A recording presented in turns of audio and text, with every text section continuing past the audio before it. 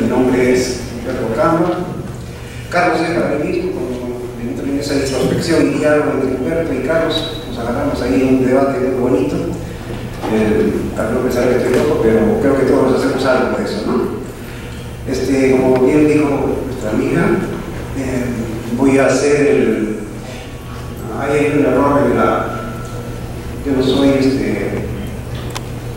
especialista parlamentario, soy especialista en redacción. Primero, arrancamos por esa corrección. Se les ha entregado un material que he ido preparando en estas semanas. Alguno de ellos ya lo tenía listo. De lo que está basado es sobre lo que yo baso mi experiencia y la lectura que he hecho en la universidad e incluso desde el colegio, porque siempre me gustó a mí esto de las letras y de escribir.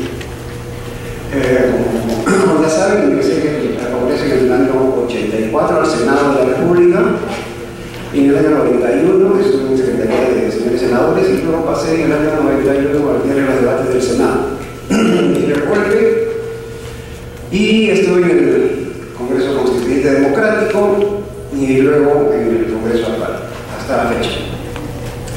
El trabajo de redactor parlamentario o como redactor en el diario de los debates es un trabajo bastante desgastante, si me vale la palabra. A nosotros nos cuesta mucho trabajo hacer la labor de redactor. Yo, por ejemplo, pierdo más o menos unos 3 o 4 cabellos por sesión. Se han dado cuenta que he redactado muchas sesiones, ¿no? Así que vamos a empezar de una vez en materia. En la primera, hemos tenido un problema con el orden de la documentación. En la primera de ellas,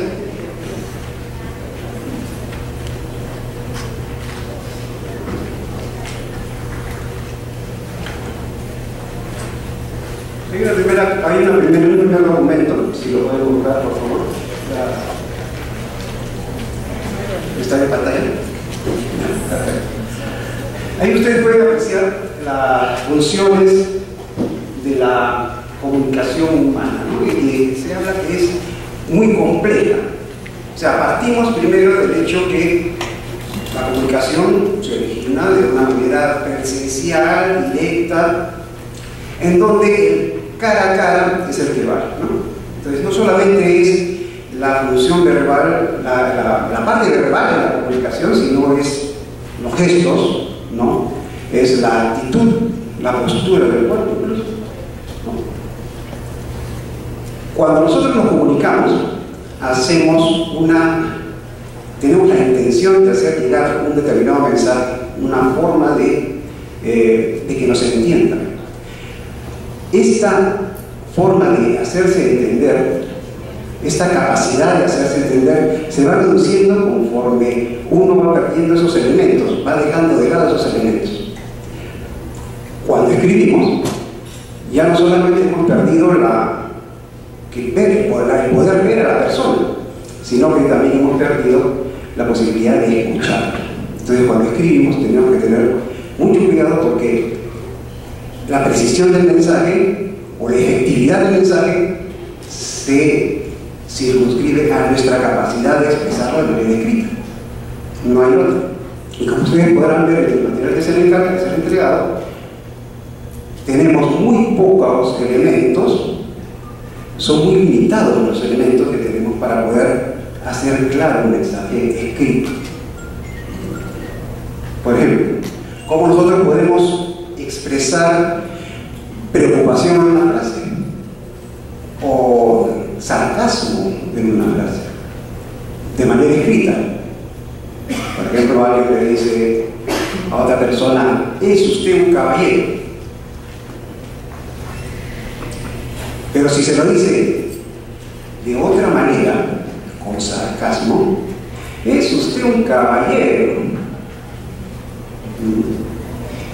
Es decir, ¿esto cómo lo hacemos por escrito? ¿Cómo lo empezamos por escrito? Entonces, el problema de la redacción que he observado y que ustedes van a poder observar en esta conversación va a ser de poder, como les explico, identificar los elementos básicos para poder redactar de la manera más clara posible una comunicación.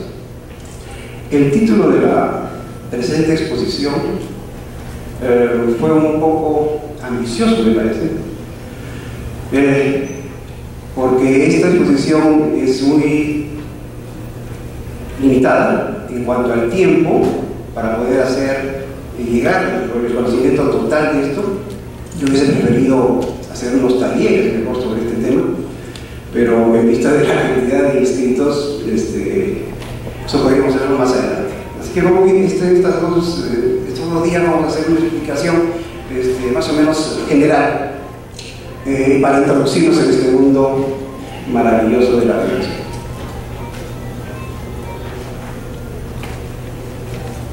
El texto de pantalla no tiene mayor explicación, si ustedes lo ven, está clarísimo, ¿no? El siguiente, por favor.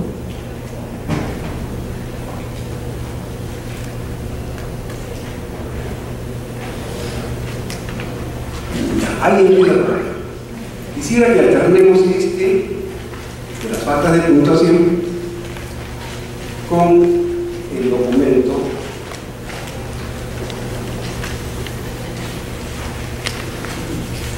siguiente, el que dice ejemplos. Por favor.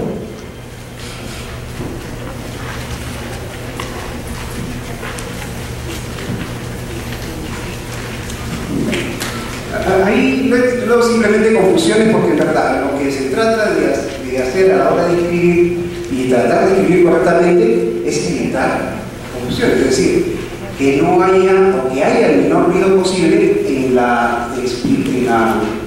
el mensaje, ¿no? Empezamos por el hecho de la escritura fundamental de las palabras, ¿no? Continuo y continuo, ¿no?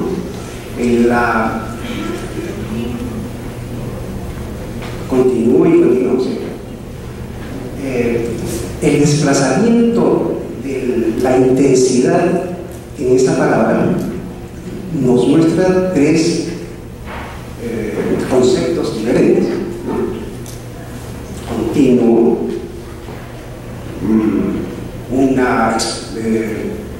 un ejemplo continuo,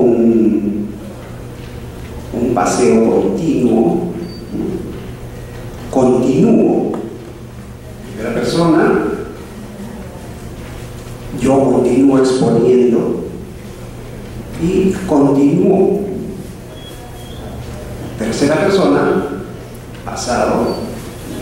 Si nosotros no hacemos ese distingo, ese desplazamiento de la intensidad en esta palabra, podemos provocar confusiones en la persona que nos lee, como en la siguiente oración. ¿La pueden ver? Estamos muy consternados por el caso de la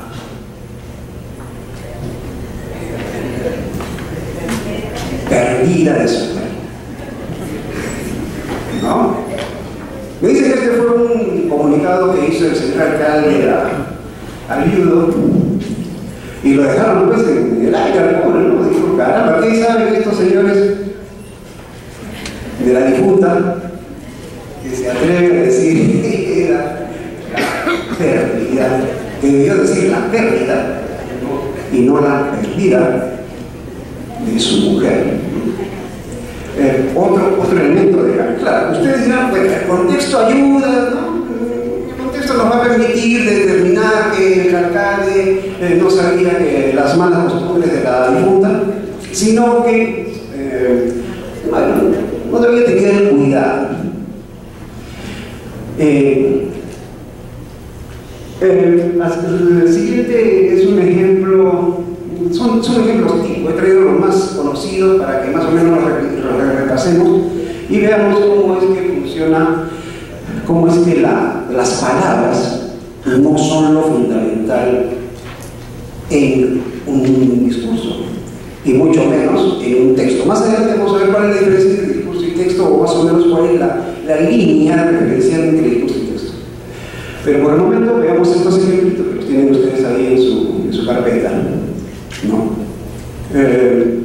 Es un testamento, ¿no? Y el difunto, es un difunto, estoy muy pegado por ese día esa actividad de muertos, y se dejó ese testamento, ¿no?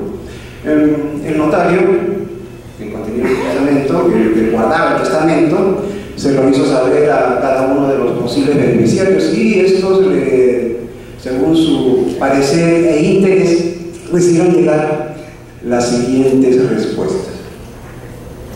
En el caso de Juan, dice: dejo mis bienes a mi sobrino Juan, no a mi hermano Luis.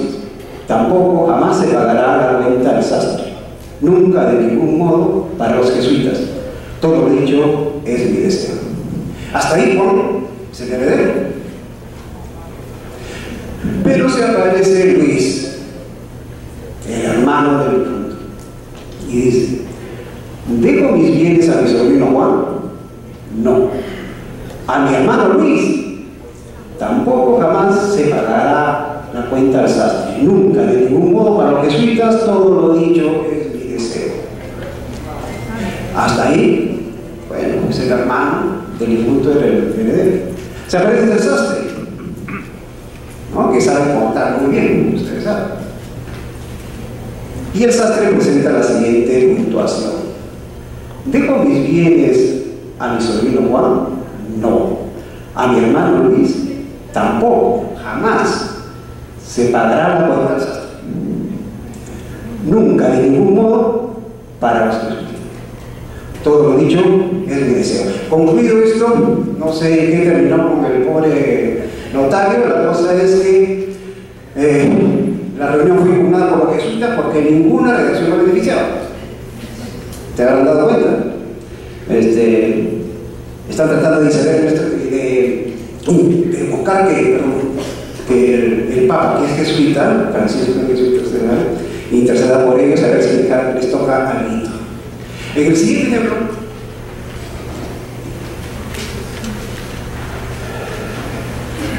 este es uno que me encantó en el colegio.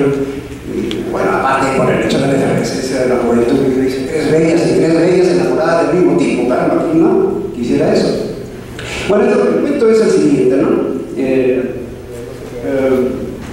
Un muchacho se aloja en la casa donde había el dueño de casa tenía 3 hijas mujeres. El tipo, el visitante, las enamora a las 3, ¿no?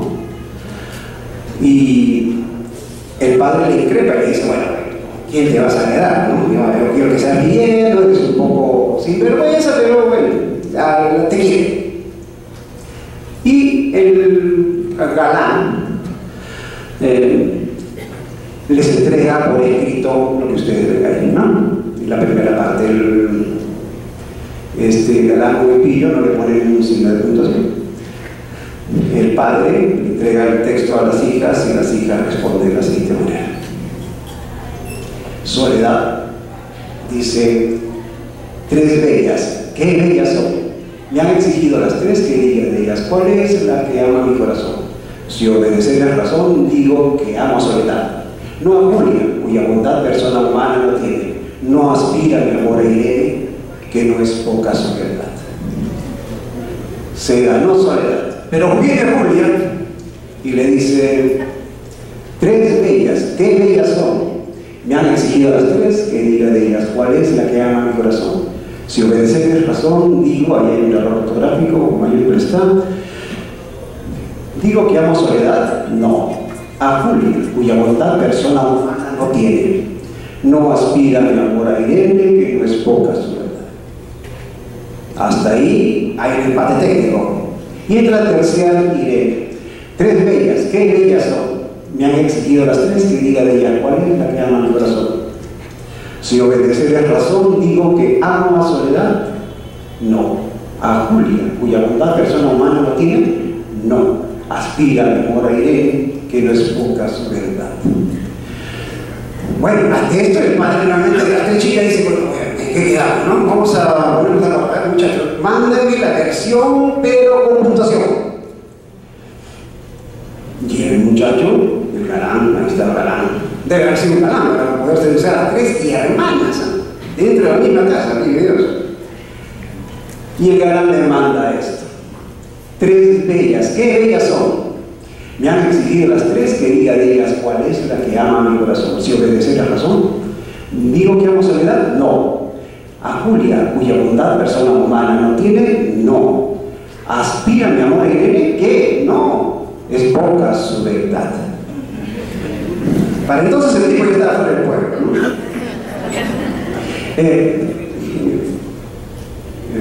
Como te dicen, la ley del menor esfuerzo, ¿no? Esto lo bajé en internet, esto lo pueden encontrar ustedes en cualquier página de ejercicios de redacción. Pero si ustedes se percatan de lo que responde el galán, hay una contradicción. O sea, las cosas no solamente es la puntuación te aclara el texto, te lo hace más entendible, la comunicación la capta, sí, pero ¿qué hay del sentido? O sea, tiene que ser coherente también a la hora de escribir. Observen ustedes, hay una incoherencia en la respuesta del galán.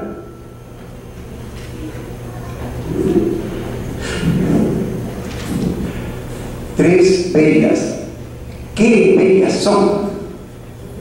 Ya les dijo que las tres son bellas, ¿no es cierto?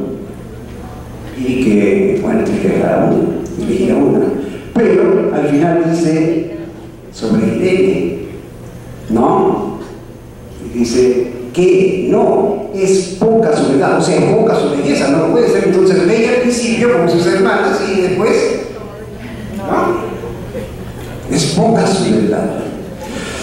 Así que ¿ven? Eso le pasa a uno cuando hace la ley del menor esfuerzo y bueno, ay, el loco, ¿no?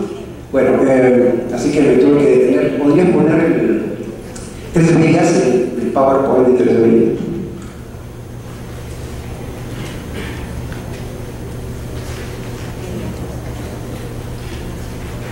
Bueno, a ver, no sé qué les parece. Yo esto anoche lo preparé, puede ser que a veces se mucho llegar aquí a venir.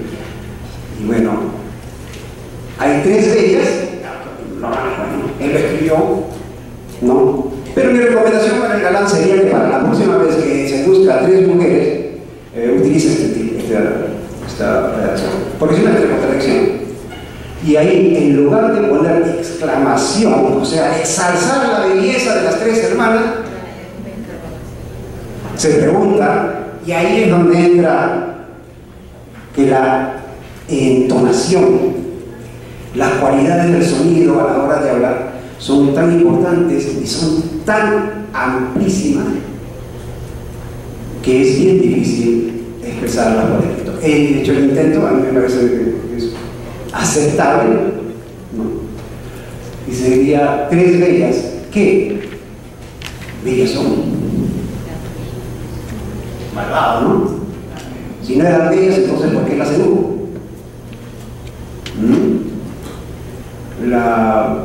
Como decía mi abuela, la pensión de, ya ustedes saben qué, ¿no? Y no sé lo demás. Bueno, el tipo ya estaba por Cañete, por ahí. Esta es en la parte ejemplar de los ejemplos. Doctora, ¿por qué mi intención de empezar por esto así general y después ya vamos a ir a lo específico, a lo particular de la puntuación y la cualidad del sonido? Entramos al siguiente documento.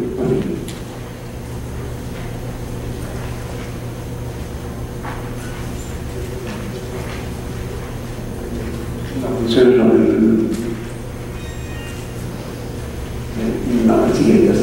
Esas son lecturas para que más o menos enfoque, para que ustedes puedan entender el enfoque que tengo sobre la redacción, ¿no?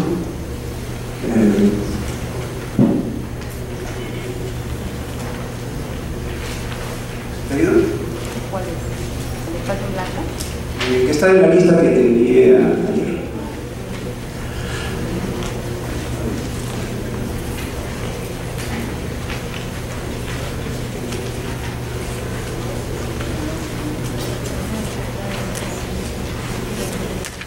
aquí más o menos iniciamos,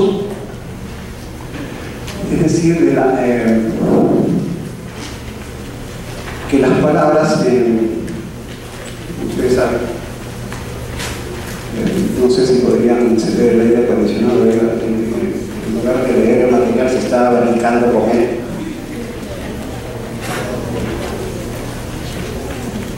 No sé si podría ser.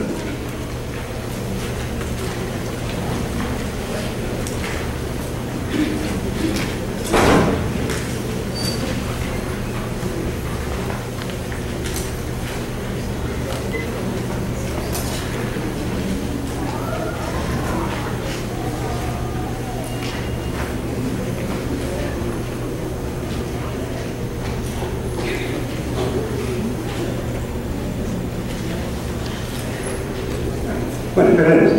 ¿Está prendido? ¿Sí se entiende? No. Bien.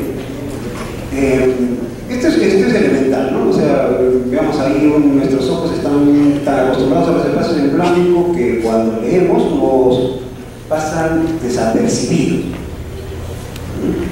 Sin embargo, no siempre han estado ahí. No, quienes hayan intentado leer inscripciones o documentos paleográficos han podido comprobar su importancia para la lectura. Y bueno, por el caso del Quijote, etcétera, etcétera, ¿no? Que sería un poquito complejo utilizar, extenso. Nadie, por supuesto, podría llegar al final de la lectura, el Quijote es alto, ¿no? Y en el mejor de los casos. Y entonces hay que escribir palabra por palabra, ¿no? Pero eso solamente es parte de la claridad en el lenguaje escrito, ¿no? Porque ahí más abajo ustedes pueden encontrar una sucesión de letras, ¿no? Una secuencia de letras que es E, L, N, A, N, O, B, I, E, ¿no? Si lo escribimos así, tenemos dos opciones. Elena no viene, Elena no viene. Sí. Claro, es un ejemplo solamente, ya, por favor, no se preocupe. Es decir, cuando dice divide la cadena gráfica, o sea, los espacios en blanco dividen la cadena gráfica. O sea, es el inicio de la necesidad de saber escribir, o sea, separar las palabras adecuadamente. No sé si ustedes sabrán, yo usualmente leo los comentarios que se hacen en las redes sociales, bueno, no las redes sociales, los comentarios que hacen a las noticias de los periódicos, y escriben, por ejemplo, dicen, vamos a ver qué pasa con este gobierno, por ejemplo, ¿no? Y ese vamos a ver lo ponen junto y con H, ¿no?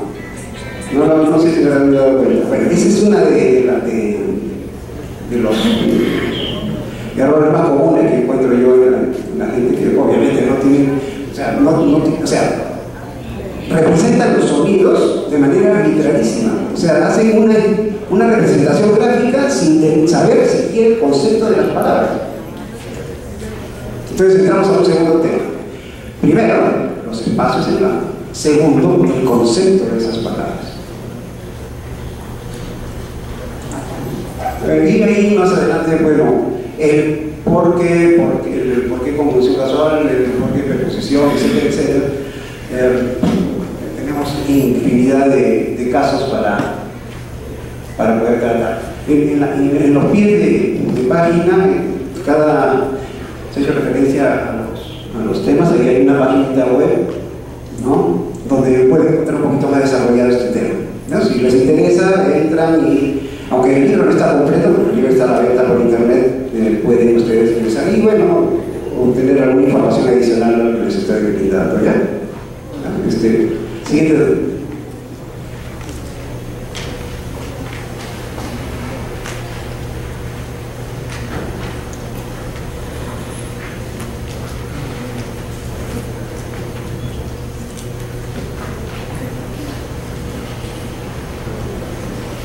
Bueno, y aquí está mi ingreído. este librito, yo tengo la tercera edición, yo creo que ya vamos a la 18 o 20,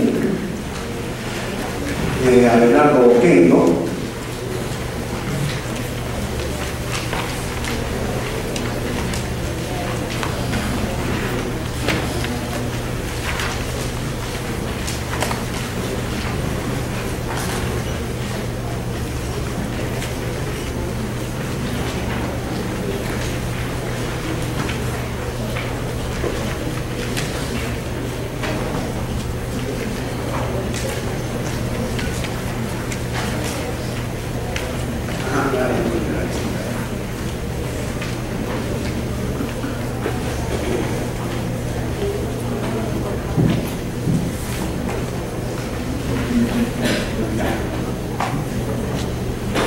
Como les digo, este es un librito así, no por gusto, se llama Breve, el breve manual, escrito por hace ya 40 años por Abelardo Oquendo.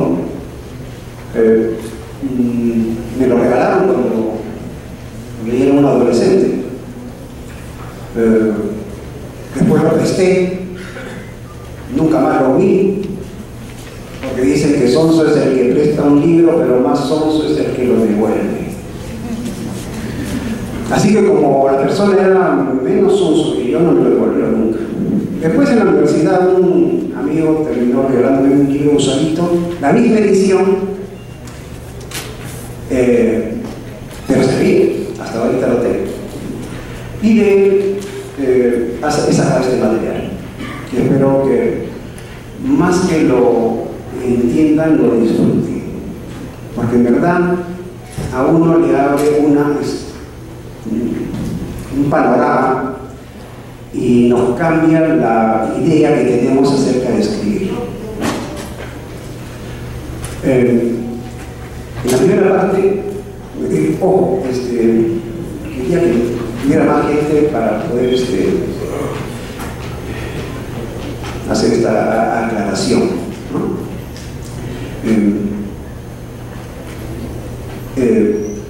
El enfoque de esta explicación que les estoy haciendo en estos 2 días tiene como fin no el de aprender a redactar documentos parlamentarios, ¿no?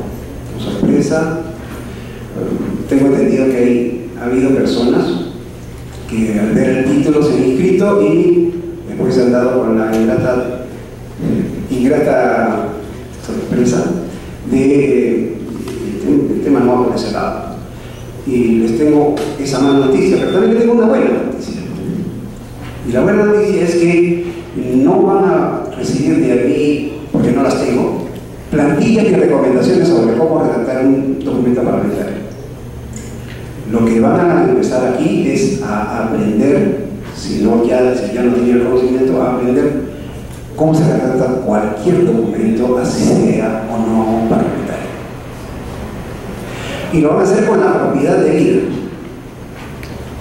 Pero todo va a depender de cada uno de ustedes que tomen en serio las recomendaciones. Si al final no les resulta, no las aplican, y cada uno con lo nuestro, y como dicen los argentinos, cocinamos aparte, ¿no? Pero esta es mi visión de entender la escritura, la expresión escrita en mis años que tengo de trabajar. Bueno, he segmentado, he glosado el libro, ¿no? He sacado las partes que me parecieron más trascendentes para este curso. Y ahí ustedes pueden leer, ¿no? Habla, obviamente, me he salteado una buena primera parte, ¿no? En donde dice: hemos visto ya que la palabra no es necesariamente una división real del lenguaje hablado. Si analizamos la masa sonora de un discurso, veremos que está formada de emisiones continuas de sonidos, de sílabas, es decir, de impulsos respiratorios que conforman grupos. Aquí se basa, esta es la piedra angular del sistema. Este sistema que yo recomiendo, o que yo he utilizado, lo he utilizado y me parece que eficazmente, ¿no?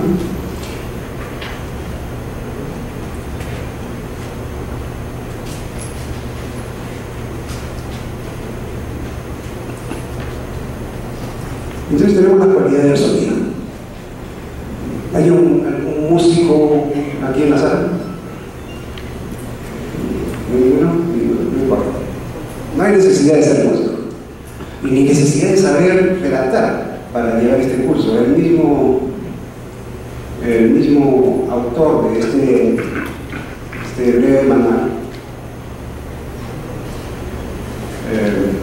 nos dice que no es necesaria experiencia previa para entender este tema.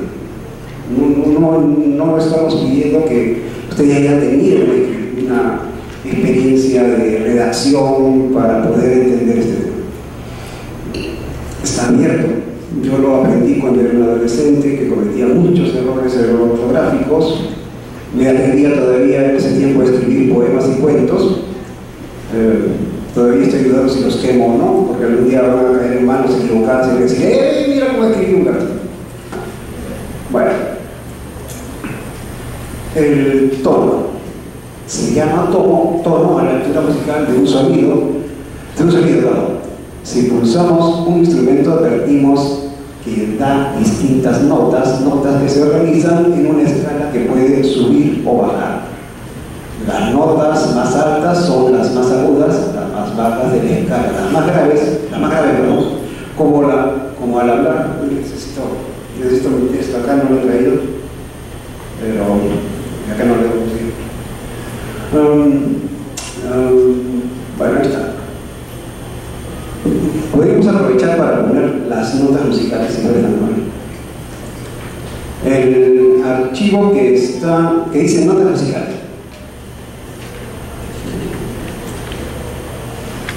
O sea, cada una de las notas, ¿no? Claro. Ah, ahí está. Reproducirlas sucesivamente.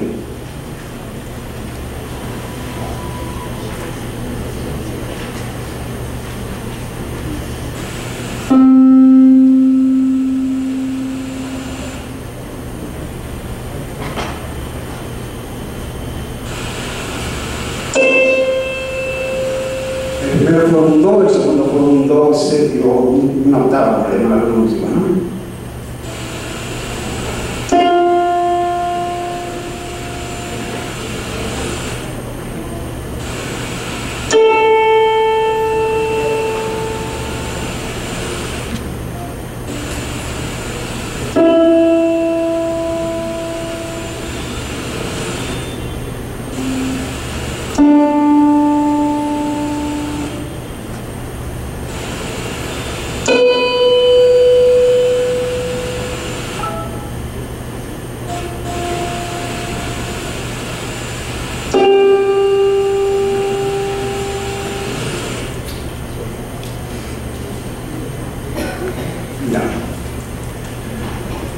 Exactamente igual ocurre a la hora que hablamos. Es decir, nosotros utilizamos tonos a la hora de hablar. Y esos tonos pueden tener una significación. Dependiendo de la persona, dependiendo del habla, el dejo, varía. Pero en el discurso de una persona en particular, utiliza esos tonos. Y esos tonos tienen significación. Como vamos a ver más adelante. Lo dejamos ahí en stand-by y pasamos al siguiente, la intensidad, ¿no? Dentro de un mismo tono, los sonidos pueden ser más o menos fuertes. Según su intensidad, los sonidos son, pues, fuertes o débiles. Lo que vimos al principio, continuo, continuo y continuo. Ahí está la diferencia de intensidad en la palabra. ¿No? La intensidad también tiene significación, entonces. Ya veremos que no solamente el tono, sino también la otra cualidad del sonido, que es la intensidad. Siguiente es la cantidad. La duración de los sonidos se llama cantidad. Por su cantidad, todos los sonidos son largos o breves.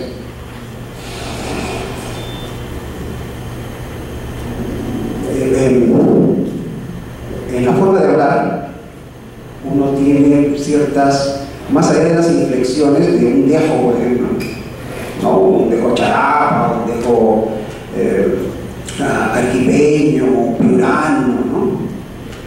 a utilizar los mismos sonidos con los mismos tonos, con la misma intensidad, pero diferente duración. Acuérdense de, por ejemplo, no sé, yo soy muy malo para esto de las imitaciones. Tengo ahí un amigo donde está, mi compadre espiritual, Fernandito, está por ahí, está Fernando, él es muy bueno, ¿no? Sobre todo por razones familiares, de vínculo familiar, le gusta mucho imitar a los charadas, pero no te voy a comprometer, no te preocupes. Bueno, ese dejo, aparte de los modismos verbales, ¿no? Aparte de las palabras propias del lugar, hay sonidos que son pronunciados de una manera que tiene que ver más que con el tono y con la intensidad, con la duración.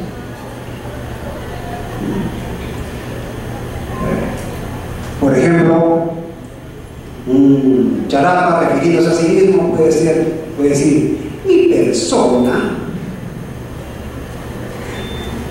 ¿Se dan cuenta? Yo puedo decir mi persona, ¿no? Pero el charapa dice mi persona. ¿Se han dado cuenta de la duración? O sea, no es solamente el tono, no es solamente la intensidad, porque estoy pronunciando las palabras idénticas como en el email, pero la duración va a variar. Y la duración te va a decir que esa persona es de ese lugar, pero también te va a decir, como vimos al principio, que la duración también te indica te da una información con respecto a la intención del hablante.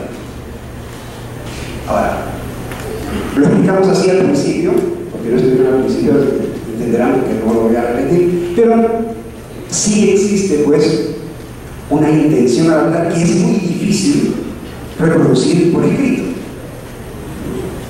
Lo van a encontrar eso en las primeras lecturas con mucha claridad. Entonces, las palabras no significan en un discurso por sí mismas, sino en la relación con las demás. Una palabra, salvo en un contexto determinado, va a significar una cosa u otra. Y entonces se habla de una primera agrupación de palabras que se llama grupo de intensidad. El GEI, el grupo de intensidad, tiene que ver con la forma de la distribución de la intensidad dentro de una determinada frase. Y ustedes van a poder apreciar ahí que tenemos una misma oración, una misma sucesión de palabras ordenadas arbitrariamente de la siguiente manera: te mira mucho más que ayer, te mira mucho más que ayer, te mira mucho más que ayer, te mira mucho más que ayer. Son exactamente las mismas palabras, pero el tono ha variado, se ha desplazado dentro de en medio de esas palabras, y ese desplazamiento nos da 4 ideas, si bien similares, las 2 primeras y las 2 segundas, entre ellas, diferentes, profundamente diferentes entre sí. Esas tonalidades, esos tonos, justamente hacen el cambio de la idea que se quiere expresar. Y eso lo podemos nosotros afortunadamente representar a través de los signos de puntuación. Y esa representación de signos de puntuación es lo que estamos tratando de ahora de explicar. Entonces, ahí la definición es clara. Estos grupos de intensidad son las unidades fonéticas inmediatamente superiores a las sílabas. O sea, no es la palabra. Para el discurso no es la palabra la unidad inmediatamente superior a la sílaba, sino es el grupo de intensidad. O sea, ¿qué es lo que nosotros pronunciamos a la hora de decir las palabras? O sea, ¿y con qué intención? Esa intención es el grupo de intensidad. Ahora, para establecer que ese grupo de intensidad merezca o no un signo de puntuación, ahí es donde viene la intención del hablante a la hora de escribir. Una pequeña digresión. Cuando yo empecé a explicar esto en diferentes lugares donde me llamaban para enseñar este tema, me decían, pero ¿cómo es posible? Cuando yo no trataba esta primera parte, no explicaba los grupos de intensidad ni los grupos fónicos, y me iba de frente al tema de los signos de puntuación.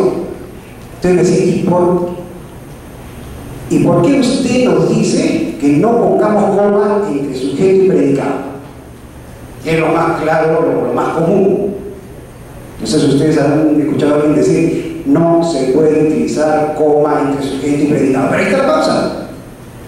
Ahí está la pausa, ahí está una modulación, un cambio, ¿no? de sonido casi imperceptible, que dice, acá hay coma. Y le ponemos la coma, ¿no?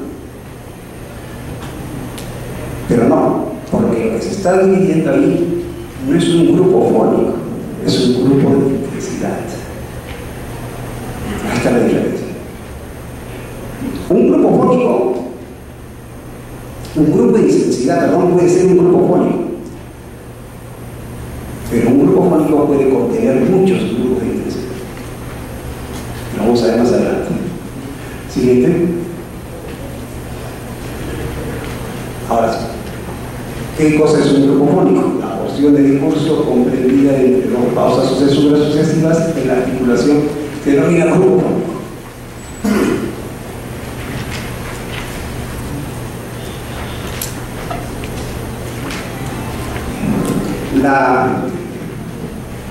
El entrenamiento para poder determinar cuántos grupos fónicos contenemos en un párrafo, una oración, ¿no? Va a depender de uno mismo, o sea, en el sentido de que uno quiera darle el discurso. Uno no puede enseñar a escribir escribiendo por la otra persona, es la otra persona la que tiene que utilizar su propio estilo para escribir. Y cuando hablo de estilo, el estilo no está referido a un estilo, digamos, en el sentido académico de la palabra, que bueno, este escritor, este novelista, no, todos tenemos nuestro estilo, así como tenemos nuestro estilo para hablar, tenemos nuestro estilo para escribir. Y cuando escribimos bien o mal, pero no es nuestro estilo. Ahora, lo que tenemos que dotarle a nuestro estilo es la técnica para poder hacerlo entendible. Nada más. Pero todos tenemos nuestro estilo para escribir. Todos. Por eso es que aquí, como le dije al principio, para aclarar, no voy a hablar de plantillas, ni de documentos, sino vamos a hablar de la posibilidad de que cada uno de ustedes tenga para poder generar su propio estilo, correcta y apropiadamente, nada más. El estilo ya lo tiene.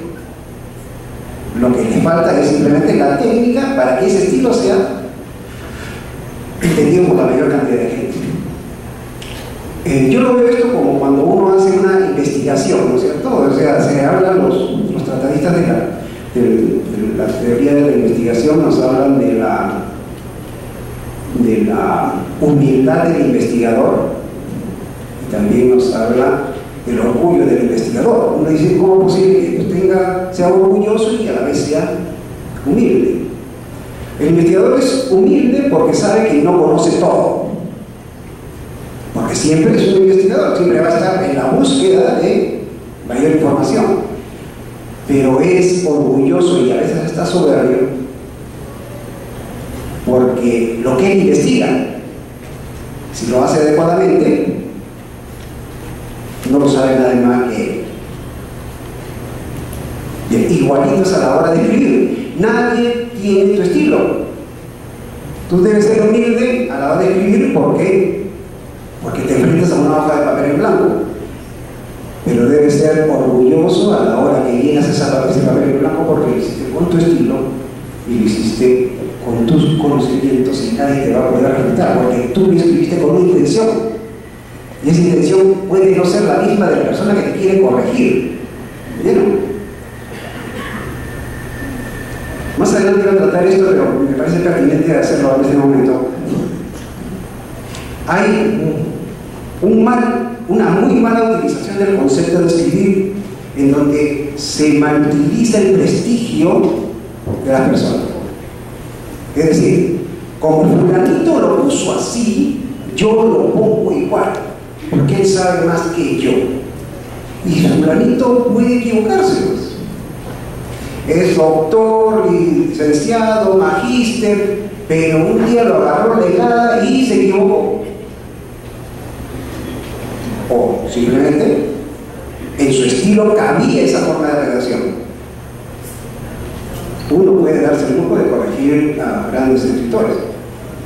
Yo, por defecto profesional, yo tengo que dejar de trabajar un par de semanas para poder agarrar un libro y divertirme con él. ¿Por qué? Porque empiezo a leer un libro y ya lo estoy corrigiendo. Ya le estoy metiendo más porque García Márquez se equivocó, pues, ¿no? De aquí no, esta coma no cabía. Después uno analiza y dice humildemente que no, pues, no sé qué escritor decía, uno tiene que aprender bien todas las reglas de su idioma, y cuando las sabe bien, tirar los sartachos y hacer lo que le da la gana.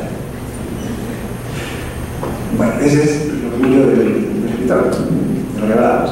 Bien, seguimos entonces. Disculpen por la dirección un poco extensa.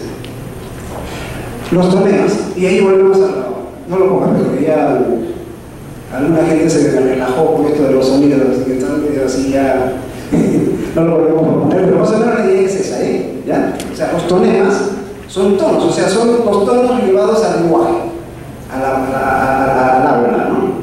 Y esos tonemas tienen una representación escrita. ¿Cuál es la representación escrita de los tonemas? Lo intentan ser los signos de puntuación. Escuchen bien lo que les digo, intentan ser, es decir, tratan de representar la mayor forma, la forma más fiel posible los tonos del hablar, pero no se dan avisos. Entonces tiene que conformarse simplemente con dar una idea de lo que es. No, más adelante, al día de mañana, vamos a ver cómo lo hacemos nosotros en el diario de los debates, cómo con un texto transcrito y una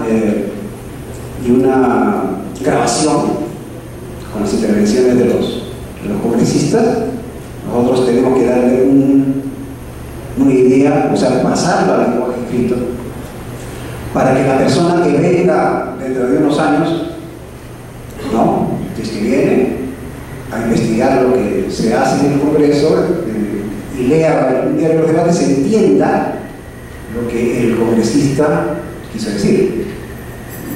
Si no, a escuchar el audio. Ustedes saben que bien, muy bien, que a veces a los congresistas no se les entiende lo que hablan. No es una crítica, simplemente que muchos improvisan y improvisan mal. Entonces, ese tipo de trabajo lo hacemos nosotros en el libro de debates, y al final no voy a mandar un comercial.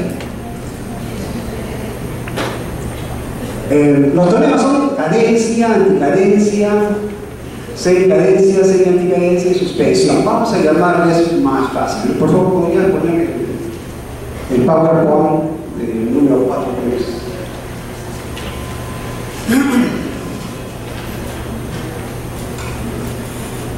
Sí, número 4. Número 4.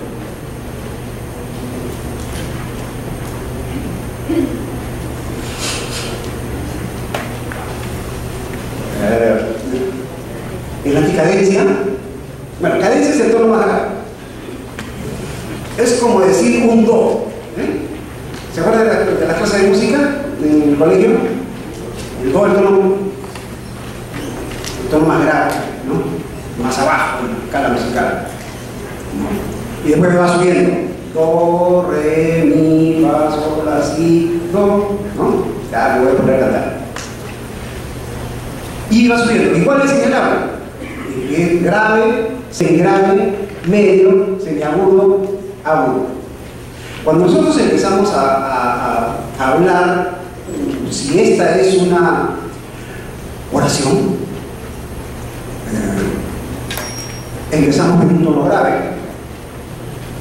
Repito, dependiendo del habla y la persona, es esto en función a su discurso, no en comparación con otras personas, porque las mujeres utilizan un tono más alto.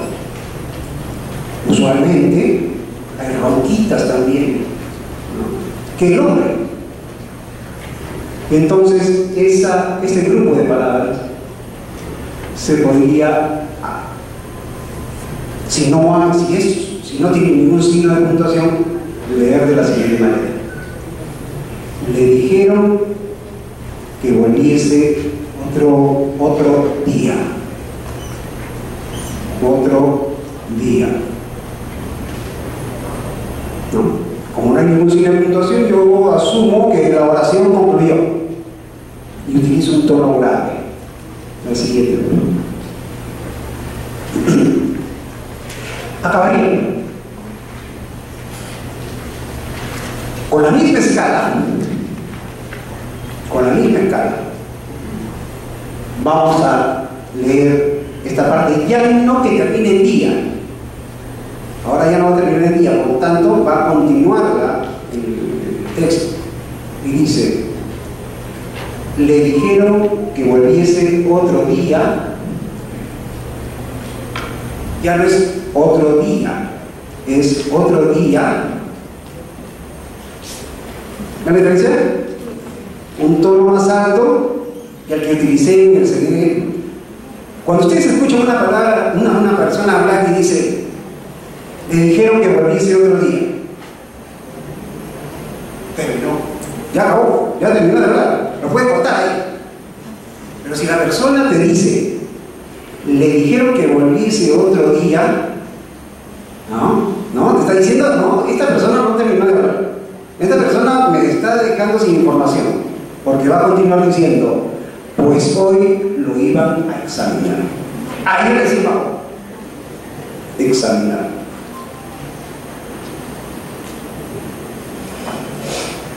Esto tenemos en la práctica todos los días, desde que empezamos a comunicarnos desde muy pequeñitos, y nos acostumbramos y lo sabemos y lo asimilamos, y al final utilizamos a la hora que empezamos a hablar, pero no lo representamos. ¿Bien? Entonces, voy a hacerlo ahora de corrido. Le dijeron que volviese otro día, pues hoy no lo iban a examinar. Terminó la idea. Siguiente. Acá surge un debate.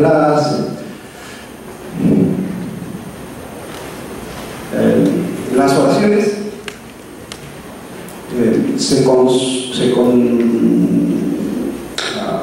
el concepto de oración es el de idea completa dentro de un discurso, ¿no es cierto?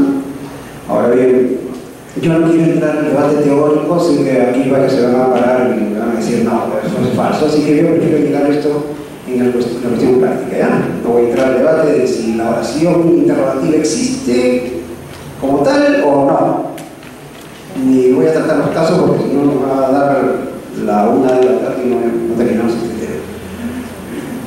En la interrogación del español o el castellano, como decimos los peruanos, empezamos necesariamente por un tono más agudo que el grave, que sería el semi-grave. Eso varía en función a la persona. Normalmente voy a ser antipático con esto, pero ya me ha pasado en otras charlas, me decía: pero él levanta la voz, o sea, él levanta el grado mucho más que yo, por lo tanto él está arrancando de un tono más agudo que el mío. No, mentira. En su habla es el grado, el tono que le corresponde, es su forma de hablar, Pero en general, en el español, en el castellano, yo prefiero decir el castellano, pero no sé ustedes, porque a diferencia de otros idiomas, el castellano no tiene fórmulas para el inicio de la interrogación. Por cualquier oración aseverativa puede ser una interrogación, simplemente cambiando el tono. Esa es la misma oración anterior, simplemente como pregunta.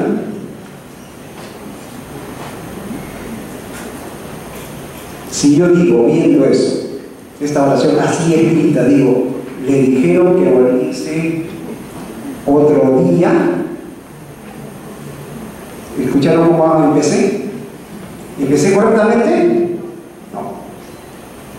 Porque la persona que me escucha, a la hora de percibir que yo estoy utilizando un tono grave al inicio, va a decir, no, está afirmando. No se prepara para la pregunta. ¿No? O sea, está esperando que tú le afirmes algo, como pasó en la anterior vez, ¿cierto? O sea, te va a decir, le dijeron que volviese otro día. Entonces yo, para indicarle a la persona que estoy preguntando, arranco con un tono más agudo que el grave. Le dijeron que volviese otro día. Le dijeron. Ya la persona que me escucha se preparó para la pregunta. ¿Sí o no? Ya se preparó para la pregunta. Que si yo arranco con tono grave y termino con el tono agudo, ¿ven cómo sube la rayita? La sorprendo, la dejo. Pues, ¿qué hiciste? ¿Pregunta? ¿O afirmar? ¿O cómo empezó tu pregunta? ¿No les ha pasado? ¿Cómo empezó tu pregunta? Porque ya yo estaba pensando en que me estabas afirmando algo, no me estabas preguntando. ¿Cómo te respondo yo si el concepto total de la interrogación no lo tengo? Me confundiste, ¿no? La siguiente.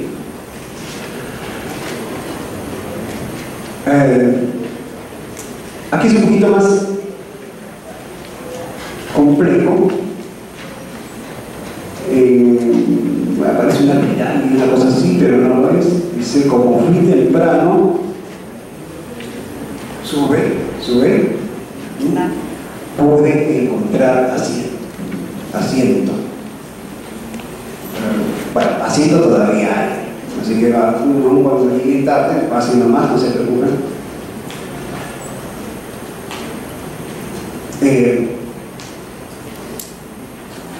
La persona que me escucha sabe que ahí hay un grupo de intensidad que puede ser un grupo fónico, puede serlo, pero puede ser no. Más adelante vamos a ver, cuando veamos el uso de la coma, por ejemplo, cuando un grupo de intensidad deja de ser, se mantiene como un grupo de intensidad y es un grupo fónico, porque quiero darle el énfasis necesario al mensaje, o esa parte del mensaje que quiero hacer llegar. La siguiente. Aunque la quería, jamás lo demostraba. Era muy tímido. Aquí yo siempre he tenido este problema. Yo por eso admiro mucho a la capacidad debe ser entrenamiento. Yo supongo que los entrenan para eso. A los relatores de noticias de los programas mexicanos y la CNN en español, no sé si los habrán escuchado. Bueno, ellos utilizan muy bien el tono de los 2 puntos y el punto y coma. Lo vamos a ver más adelante, tengo un videito ahí, aunque no es una noticia muy halagüeña, pero lo interesante es el sonido, ¿no? Aunque la quería, subí, jamás lo demostraba. Bajé, pero no bajé un tono muy grave. No bajé era muy tímido. Más grave. Aún en jamás lo demostraba, está indicando que si bien yo percibo que la oración no terminó, por lo menos ya hay una idea completa, ¿no? Aunque lo quería, jamás lo demostraba. Aunque la quería, jamás lo demostraba. jamás lo demostraba. Era muy tímido. Siguiente. Bueno, ese se coló por ahí. Pero vamos a hablar para que vean la estructura de la archita. Nosotros utilizamos un tono medio a la hora de hablar. Es nuestro tono medio. ¿Ok? Subimos, nos mantenemos en tono medio. Si hay que hacer alguna inflexión de voz, esté para arriba o para abajo. Y es el que nos va a marcar el grupo de intensidad. O para arriba o para abajo. ¿Ya? Pero ese es nuestro tono medio. Siguiente. Juan ha vuelto. ¿Ha vuelto a qué? No se sabe, pero ha vuelto. Siguiente. Juan ha vuelto, pero no Pedro. ¿Se dan cuenta que en Juan ha vuelto no subo? Juan ha vuelto, no. Juan ha vuelto, pero no Pedro. Bajo más, ¿no? Es como esta aplicación es más o menos como enseñarle técnicas de natación a un pez. Ustedes, sobre todo las chicas, que harán un poquito más que nosotros, saben bien utilizar el recurso del habla, del discurso, no del texto, del discurso. Entonces, lo que estamos haciendo simplemente es identificar técnicamente lo que a diario nosotros utilizamos con mucha, depende de la persona, con mucha propiedad. Siguiente. ¿Dónde te has metido? Hay preguntas en el castellano que son preguntas o no son preguntas, ¿no? O sea, la interrogación salta a la vista por la misma palabra que se utiliza, ¿no es cierto? Es ¿dónde? ¿No? O es exclamación o es interrogación. No hay de otro. La diferencia entre una y otra, entre la exclamación e interrogación, tiene que ver con con la duración de algunos sonidos, no necesariamente con los tonos. ¿Ya? Siguiente. Aunque la quería, jamás lo demostraba, era muy tímido. Hay muchos de esos, ¿verdad? Hay muchos tímidos andando por el mundo, perdiendo el tiempo.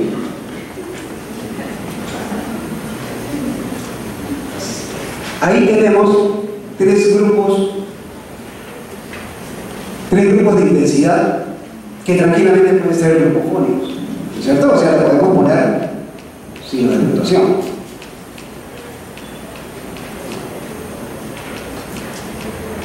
¿Ustedes le pondrían o no le pondrían signo de puntuación? ¿Vale la pena ponerle signo de puntuación? ¿Sí? Sí, vale la pena. ¿Por qué? Porque hay un cambio de tono. Cuando se pone signo de puntuación sin que haya cambio de tono, o sea, lo que se busca es enfatizar algo. Lo vamos a ver más adelante a la hora de utilizar los signos de puntuación. Y finalmente creo que esta es la última de esta parte, ¿no? Creo que...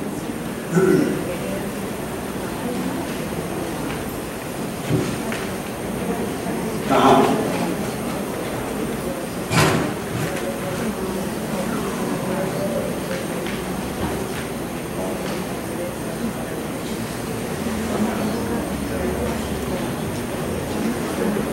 Juan, Carlos y José Luis regresan esta noche. Ahí es donde empiezan los problemas. Cuando es al revés, cuando un cambio de tono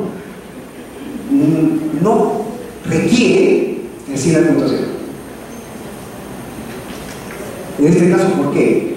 Porque si ponemos el signo de puntuación, cortamos el sujeto del predicado. ¿Ha habido una inflexión de voz? La ha habido. ¿Ha habido a veces hasta una pausa? La ha habido. ¿Y por qué no le ponemos entonces signo de puntuación si ha habido todo eso? Porque al revés sí se puede, pero en este caso no. Por una razón de estructura de la oración.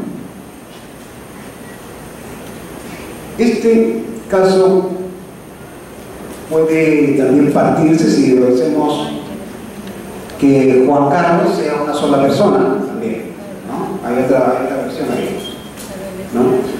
Este puede ser Juan Carlos y José Luis regresan esta noche, ¿no? Puede ser Juan, Carlos y José Luis, 3 personas. O sea, 3 grupos de intensidad en un grupo fónico. Regresan esta noche, la siguiente.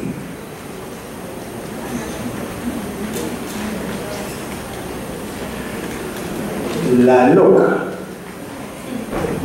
como quien no quiere la cosa, se iba acercando. La loca se iba acercando, ¿no? Como quien no quiere la cosa. Ahí, ¿qué estamos haciendo? Estamos desplazando, poniendo en medio de una oración estamos insertando un elemento de significación, ¿no? Que sería como quien no quiere la cosa. Entonces ustedes dirán, bueno, ¿y qué quedamos? ¿Se pone o no se pone el signo de puntuación entre sujeto y predicado? No. Pero lo que sí se puede poner entre sujeto y predicado es un elemento de significación como el que están viendo ustedes, pero tiene que ir necesariamente entre comas. Para indicar al lector que esta no es parte de la oración central. O sea, la idea está en la loca se le iba acercando, no en como quien no quiere la cosa. O sea, va entre comas. No se puede hacer de otra manera. Si no, imagínense que no se le ponga coma, ¿no?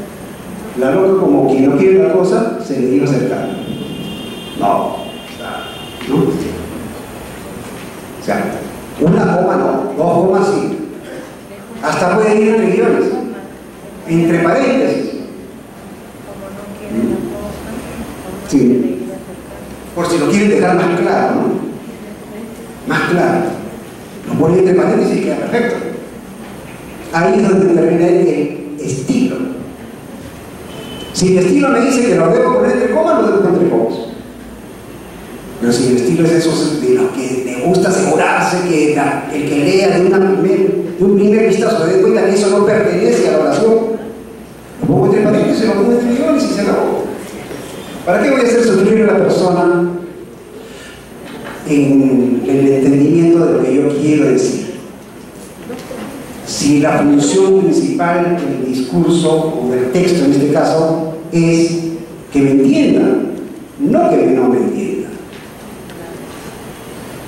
Si yo escribo algo es para que alguien me entienda, no para dejarlo a la duda, no para hacer como el galán y las 3 bellas, sino todo lo contrario. Mientras más empatía haya entre mi persona, entre mi persona y los que me lean, mejor. O lo que yo quiero es demostrar erudición, quiero obligarlos a que vayan al diccionario, quiero que se demore la efectividad de la comunicación. No, al contrario. Hay quienes sí les encanta eso, ¿no? Uy, mira qué difícil escribe este tipo, pero qué bien, ¿no? Sí, muy bien, no le entiendo nada, pero qué bien escribe.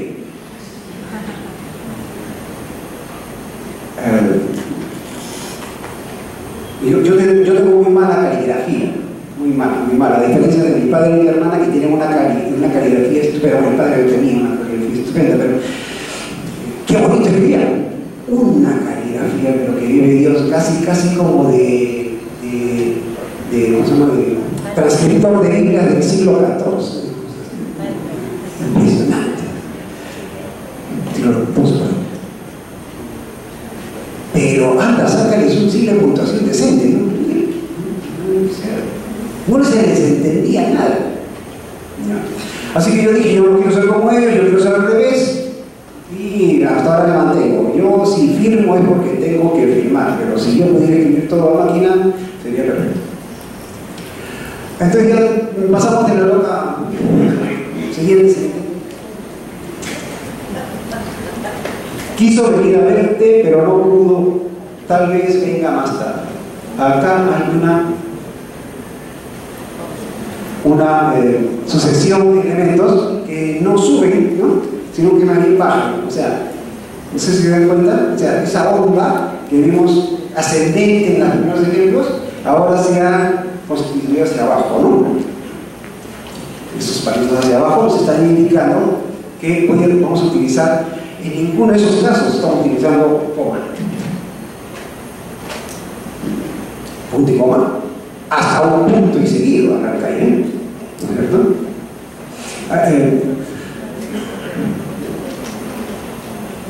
Vamos por ahí. Ya. Siguiente. Juan es cojo, pero bruto y ladrón. Por si acaso mi padre se llamaba Juan, mi hijo se llama Juan, así que no es nada contra los Juanes, solo que así está en el libro. ¿Ya? Se ha transcrito, por lo cual me libro de responsabilidad y no voy a ver en la cuenta un comando Juan que me ejecute. Juan es cojo, feo, bruto y ladrón. Ahora,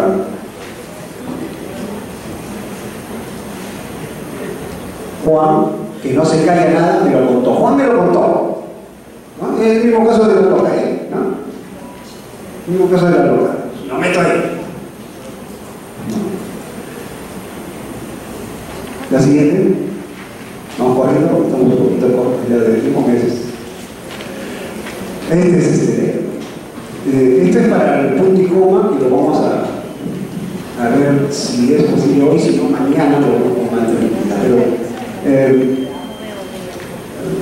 Porque el punto y coma es un animalito bien difícil de adiestrar. El punto y coma es casi un punto rebelde, ¿no? Es un rebelde. Es muy difícil de identificar, de descubrir, de encontrar y de utilizar. Por eso es que cuando asesoro a alguien para su redacción, yo le sugiero que no lo utilice. Yo le sugiero que utilice más bien el punto y seguido, que siempre queda bien, porque la diferencia entre un tono es una pregunta o se está vigilando. Mira. Para hacer la sucesión de números se utiliza punto y coma. ¿Cómo?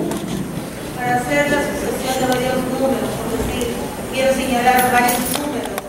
Un número punto y coma, el otro número punto y coma. Gracias.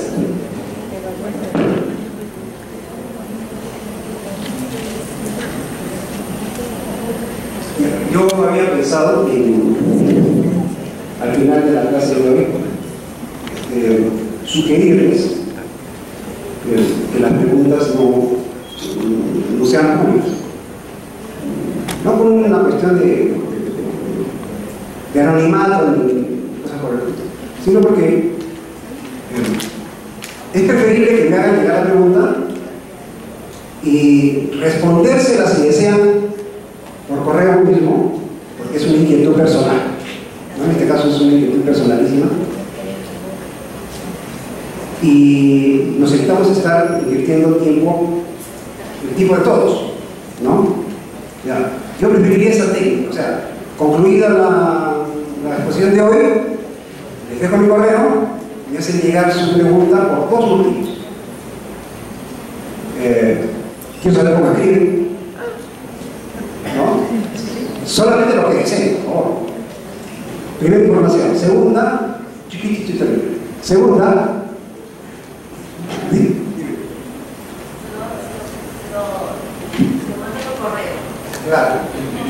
Sí, sí, perfecto. Entonces, eso me va a permitir a mí medir un poquito qué cosas se han quedado sueltas, ¿no? Hacer más o menos un mapeo de lo que el auditorio más preocupado está. Responder preguntas que son específicas y dudas de la persona, que no necesariamente es la duda de todos, ¿no?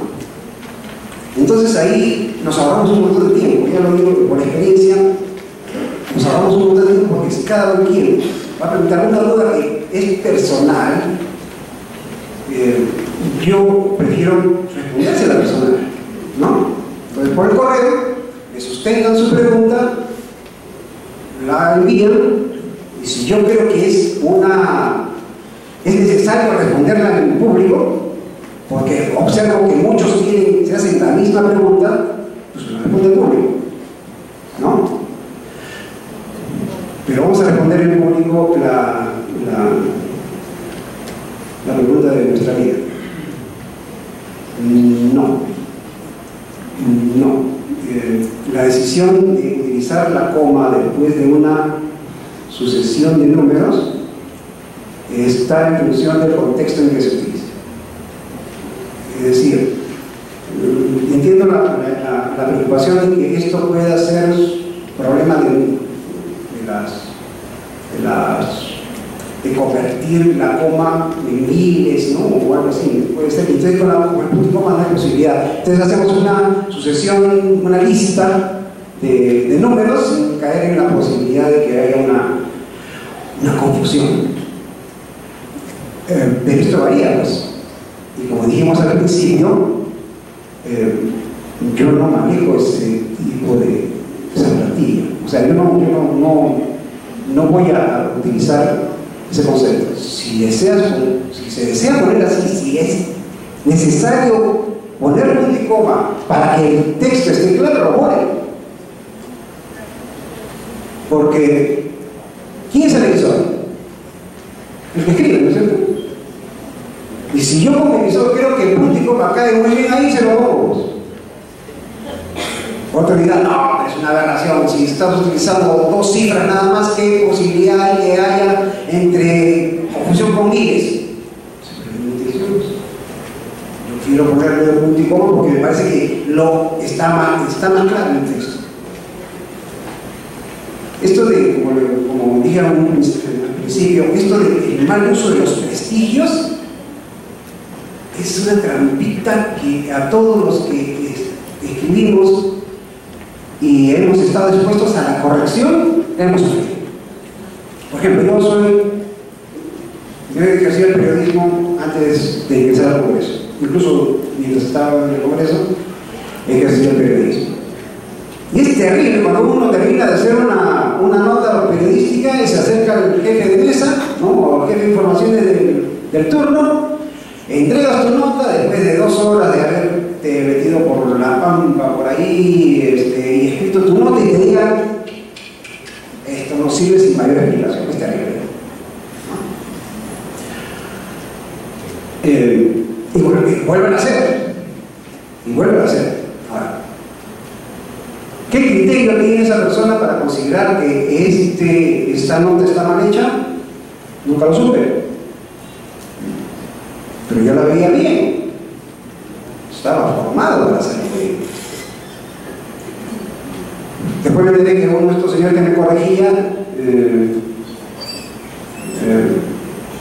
escribía a máquina. En ese tiempo todavía no había la computadora ni nada de eso. Entonces escribía a máquina y todo lo escribía con mayúscula. Porque como la máquina escribe y no tiene tilde para mayúscula,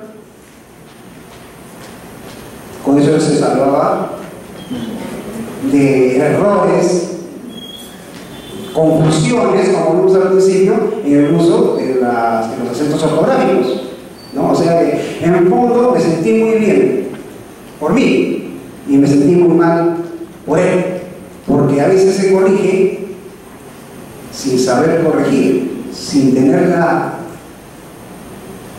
ser doctor en la materia. Y hay que saber corregir también sin ofender. y explicar por qué se corrige. Cuando ustedes tengan el uso, cuando ustedes ya tengan el manejo de este sistema, van a poder corregirse y corregir a otro, pero con propiedad. Oye, le vas a explicar, mira, esto no puede ir la coma en medio de un sujeto predicado por esto. Y la otra persona debe decir, no, acá va coma porque claritito yo se lo di a García Márquez utilizarlo así. Ese es el gran uso del prestigio, porque pueden haberse equivocado. Si hay errores, y hay errores gravísimos en lo que se publica. Hay errores que pueden pasar por alto. Quizás un error más, uno de los más renombrados, lo último estaba revisando, es el caso de la Biblia malvada. ¿Han escuchado ustedes hablar de la Biblia malvada? Es perfecto eso. En 1631, por ahí, en Inglaterra se mandó a hacer una nueva edición de la Biblia. Y en el Éxodo 10:24, entonces 10:24, no recuerdo, pero en el Éxodo, donde ¿se acuerdan ustedes de la escena esta de Moisés con de los 10 mandamientos? Bueno, ahí está relatado, ¿no? Entonces, cada mandamiento tiene su partecita, ¿no? Su numerito. Y bueno, en esta parte específica, en esta Biblia, se le conoce como la Biblia malvada, se cometió un pequeño error. El 7º mandamiento dice: no fornicarás. O no desearás a la mujer de tu prójimo. O, bueno, todas esas cosas que ya no mencionarlas temprano en la mañana, pero se olvidaron de poner la palabra no.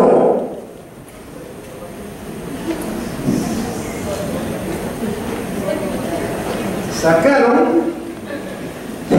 no sé cuántos números, y esto que lo habían revisado los mejores, los más sabios de la Inglaterra de la época, ¿no? Habían revisado el texto y a toditos se les había pasado aquello del no en fornicarás. Entonces lo que decía ese mandamiento era: fornicarás. O desearás a la mujer de tu prójimo. Imagínense eso, Lo cual me parece injusto, ¿no? Ese mandamiento debería ser un poquito más democrático, ¿no? Debería de ser de vuelta también. No, tampoco al marido de la... No, ya. Entonces, al darse cuenta del error, lo que hicieron las autoridades eclesiásticas fue tratar de decomisarla y quemarla, ¿no? De quemar esos ejemplares.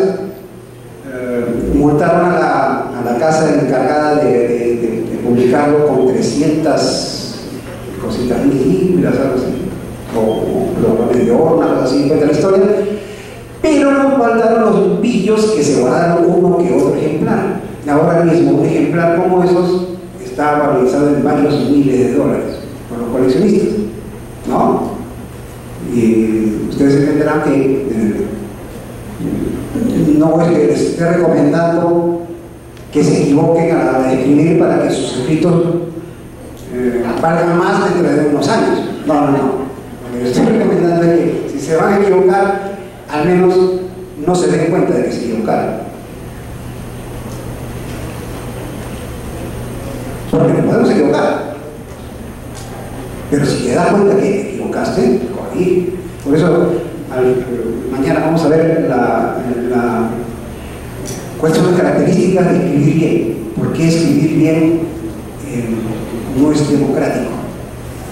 Así como el conocimiento no es democrático. El conocimiento como tal es selectivo, te elige a ti o a ti o a ti, porque tiene que estar preparado para ese conocimiento.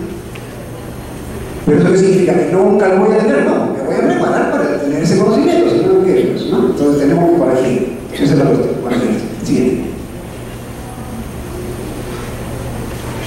Juan y Ana, no es un secreto, se van a casar, ¿no? O sea, el cojo, el feo, el ladrón se va a casar con Ana. Pasamos a la siguiente. Gracias.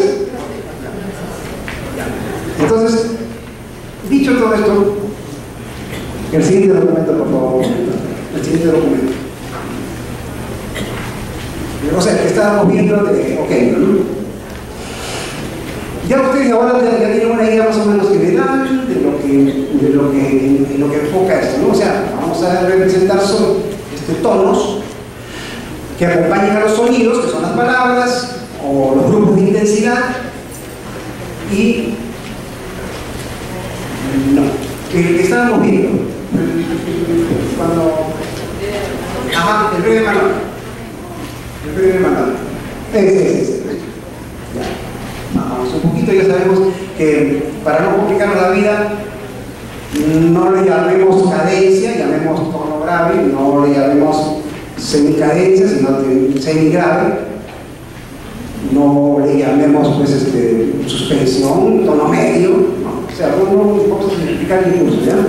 O sea, grave, agudo, semigrave, semiagudo, medio, ¿ya?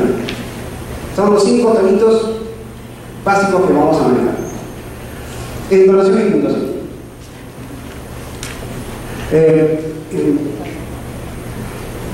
Vamos a voltear, porque está clarísimo, me parece, con los ejemplos de T, mira, mucho más que ayer. ¿Cómo está explicado ahí, no? Ustedes pueden ver ahí cómo dividimos los grupos de intensidad de los grupos fónicos y cómo es que un grupo fónico puede ser un grupo de intensidad, ¿no? Pero no necesariamente al revés. O pueden haber varios grupos de intensidad dentro del grupo fónico, ¿no? ¿De acuerdo? Entonces pasamos a ver. El uso del punto. Ya sabemos que el uso del punto es un tono grave, un tono descendente, ¿no? En los ejemplos que hemos visto anteriormente, está más que claro. ¿Cuál es la finalidad del punto? Y aquí hay una pregunta que siempre nos hacemos. ¿Qué diferencia hay entre el punto seguido, el punto y aparte y el punto final? Tonalmente ninguna. O sea, desde el punto de vista del tono, ninguna. Desde el punto de vista de la pausa, sí, bueno, podríamos decir que si nosotros, para dar la idea a la hora de leer que hemos terminado un párrafo, podemos hacer una pausa más o menos presente, pero no tampoco tiene que ver, ¿ya? Lo que hace la diferencia entre un punto y seguido de un punto y aparte es el vínculo que hay entre las oraciones que conforman un párrafo. Si ese vínculo semántico se debilita, pasamos a otro párrafo. Pero las oraciones pueden ser, depende de la habilidad del que escribe, sucesivas una de otra dentro del mismo párrafo, sin ningún problema. Pero cuando esa sucesión de oraciones se debilita, ese tejido se pone más, se ralea, se pone más raro, pues cambiamos de párrafo. Algo así como más o menos cuando uno teje, ¿no? Cuando uno teje, ¿no? Entonces estás tejiendo y estás utilizando un determinado tipo de lana. Entonces el punto va, ¿no? Junto con el otro. ¿Cuál es? ¿En qué momento tú te das cuenta que tienes que cambiar? Bueno, si utilizas una lana gruesa y una lana más delgada, no se va a notar, ¿no es cierto? ¿Ya? Ahí ese debilitamiento del vínculo es el que hace que tú, por tu intención comunicativa, utilices un punto de aparte. También podemos hablar de cadenas, ¿no? Las oraciones, ¿sí?, son como los eslabones de una cadena. Cuando esos eslabones no son idénticos, no encasan, ¿no? O sea, ¿cómo haces para encajar un eslabón grande en uno chiquitito, ¿no? ¿Cuál es tu intención? Que ese vínculo entre ambos, ese engarzamiento entre ambos eslabones sea efectivo o no. Entonces, tienes que utilizar eslabones de las mismas características. Si empiezas a utilizar eslabones de otras características, hazte otra cadena. Y esa otra cadena es el párrafo. ¿Ya? Eso solamente lo maneja el que escribe. Es su intención. El párrafo o el punto y aparte también puede ser utilizado para darle un énfasis en el texto, ¿no? Y hago un párrafo de 3 o 4 líneas y después pongo una sola oración, como un párrafo. ¿Qué estoy haciendo? Estoy haciendo por eso, estoy buscando que el que me lee, mi posible lector, le dé importancia a esa oración hecha párrafo. Porque es tan importante que no requiere de otras oraciones para ser relevante dentro del texto. Entonces, cuando uno escribe, cuando uno se proyecta a escribir algo, tiene que tener muy en claro que el orden, la sucesión de las ideas no solamente debe ser lógico, sino que la intención mía debe estar clara a la hora de escribir. Y mi intención es que esa oración llame la atención del lector. Y esa es mi forma de manifestar mi interés en el conocimiento que quiero brindar al lector. Entonces, como repito, desde el punto de vista tonal no existe diferencia entre punto y seguido, punto y aparte, punto final. Algunos dicen que las pausas, el uso del punto tuvo más que ver en la época en que la lectura no estaba al alcance, la escritura no estaba al alcance de la mayor cantidad de gente. Entonces, mucha gente se enteraba de lo que ocurría a través de otras personas que le leían. Y entonces, a la hora que leían, no podían hacer unos párrafos muy largos, ¿no? Entonces, las oraciones tenían que ser cortitas, muy específicas, ¿no? Un texto muy amplio, pues como que la persona no lo va a entender, no poderlo englobar dentro de una idea mayor. Entonces, utilizaban unidades menores. Este uso de unidades menores, un poco que yo he hecho también periodismo radial, se hereda en la radio. La radio, uno debe, cuando escribe para la radio, cuando hace un guión para la radio, tiene que utilizar oraciones muy cortas, ¿no? Sin llegar al telegrama, pero cortas, y párrafos muy breves, de 3 o 4 oraciones cada párrafo. Es una técnica que es la que se utiliza en la radio. No así en la televisión, porque la televisión puede utilizar una gran oración, un gran párrafo, pero tiene el recurso de la imagen, ¿no?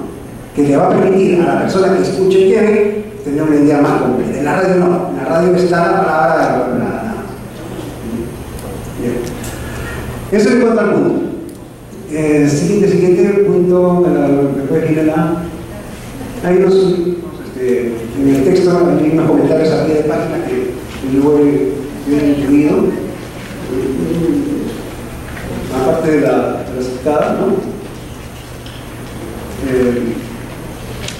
Está, me parece claro lo que se está buscando en este texto, ¿no? O sea, todo lo que está texto es transcripción fiel del original, segmentado, cortado, editado por quien habla, solamente con intención didáctica.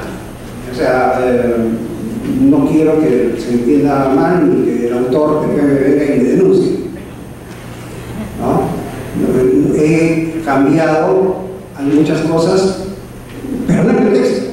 He modificado algo en el orden, pero el texto es el mismo, pero esa modificación es con un fin didáctico, ¿no? Tampoco debo copiarme de la autoría de una persona a la cual admiro tanto. Los comentarios que son míos, un poquito para aclarar, para ahorrarme también el hecho de poner mucho texto. Y así, vamos.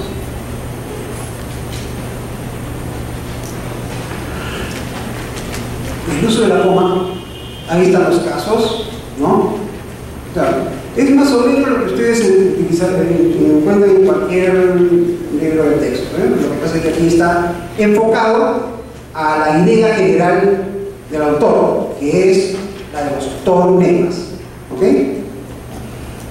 Es exactamente lo mismo que ustedes van a encontrar en cualquier tratado o estudio sobre el uso de la puntuación. Pero este es su particular enfoque de el uso de los tonemas y su vínculo con los signos de puntuación. ¿Ya? Ya. No vamos a profundizar más en eso porque mi interés tenemos unos 20 minutos más todavía, o 15 me parece,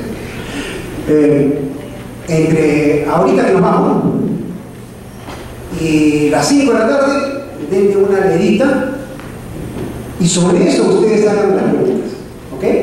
O sea, esas partes que a ustedes les parezcan oscuras, un poco entendibles o que requieran una mayor extensión del tratamiento, de su tratamiento, me las entregar por escrito, ¿no? A mi correo, y yo con todo gusto les responderé. Ya sea, me especifican ahí, si quieren que la pregunta la responda públicamente, se la respondo o directamente a través del correo, o yo junto a las preguntas que tengan que ver con el mismo tema, con la misma preocupación, y la respondo en la clase de mañana, ¿ok? En la reunión de mañana, pedante, ¿no?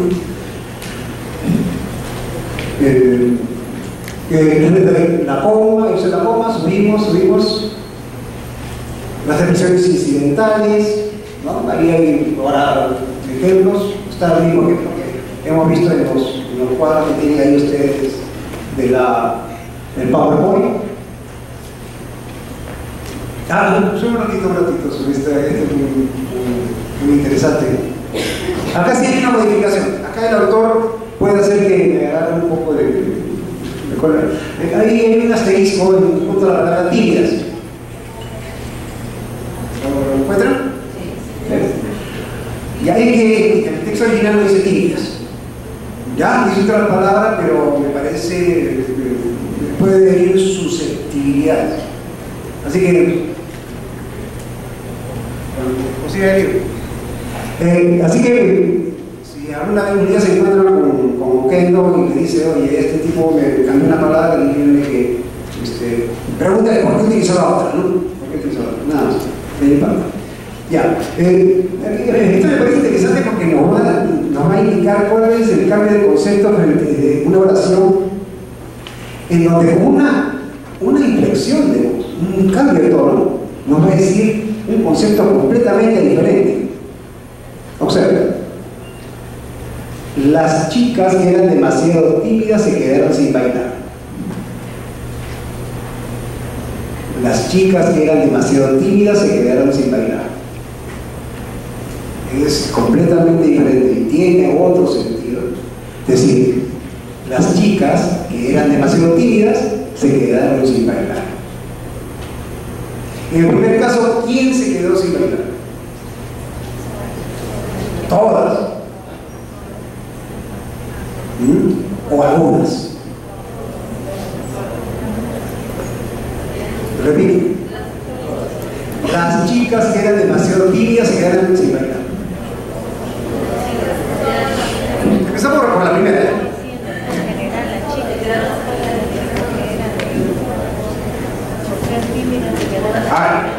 Acá hay, digamos, la mitad del auditorio está conformado por chicas, ¿cierto?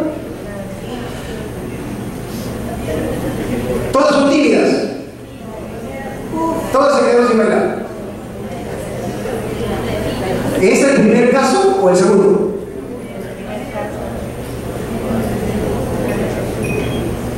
Acá hay 40 chicas, de las cuales solamente 20 son tímidas. ¿Quién se quedaron sin bailar? ¿Cuál es el caso? ¿El primero o el segundo? Bueno, también puede ocurrir que no se quedaron sin bailar porque no la sacaron, ¿no? Aunque ahora salen a bailar entre ellas sin ningún problema, ya soy de eso. ¿Está? ¿Alguien me puede decir quién se la juega? Las chicas que eran demasiado tímidas se quedaron sin bailar. Solamente ellas. Solamente las tímidas. Solamente las tímidas se quedaron sin bailar.